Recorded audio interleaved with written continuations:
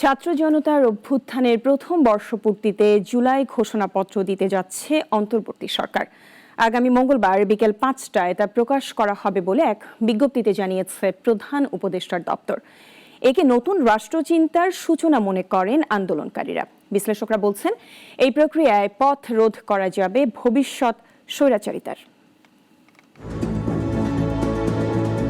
জুলাই আন্দোলনের সবচেয়ে আলোচিত দিক ছিল প্রচলিত অর্থে এর নেতৃত্বহীনতা। আন্দোলনের সময় পক্ষগুলোর আদর্শের অভাব ছিল। রাজনীতির দোলাচলে একটু একটু করে দূরে সরে যাচ্ছিল সবাই।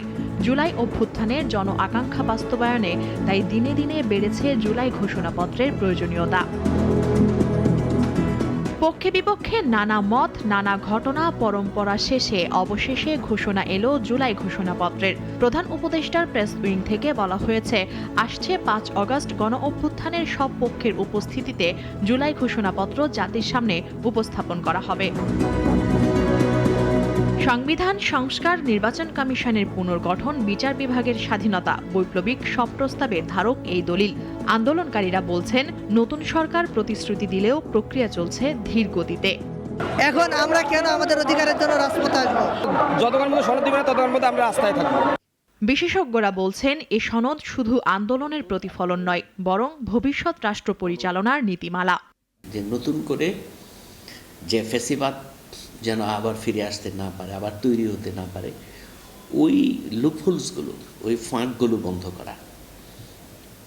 হ্যাঁ, এবং এটা যত আপনি এই বাকি যে সংস্কারগুলো সেগুলো যত বেশি হবে, তখন এগুলো আরও পরিপূর্ণতা পাবে। গণতান্ত্রিক অধিকার কমিটির সদস্য ও জাহাঙ্গীরনগর বিশ্ববিদ্যালয়ের সাবেক অধ্যাপক আনু মোহাম্মদ বলেন, এটিকে আইনি ভিত্তি দেওয়া গেলে আগামীতে কারো স্বেচ্ছাচারিতা ঠেকানো নিশ্চিত করা সম্ভব হবে। রাষ্ট্র যেন ধর্মের কারণে, জাতিগত কারণে, লিঙ্গীয় কারণে, শ্রেণীগত কারণে কোনো বৈষম্য না করে, এই বিষয়গুলো স্পষ্টভাবে থাকতে হবে। এবং এটা হচ্ছে একটা অঙ্গীকার যদি হয়, অন্যান্য নীতিমালা কিংবা অন্যান্য আইনগুলো সেই অঙ্গীকারের ভিত্তিতে তৈরি করতে হবে।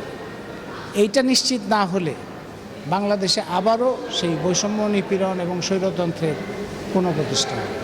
এখন প্রশ্ন, জুলাই সনদ কি কেবল কাগজে দলিল হয়েই থাকবে, নাকি সত্যি জন্ম দেবে একটি নতুন শাসন সংস্কৃতির? উত্তর দেবে সময়। তবে প্রতিশ্রুতির বাস্তবায়ন ছাড়া এই প্রশ্ন থামবে না। মুনিয়া জুথি, নাগরিক, ঢাকা।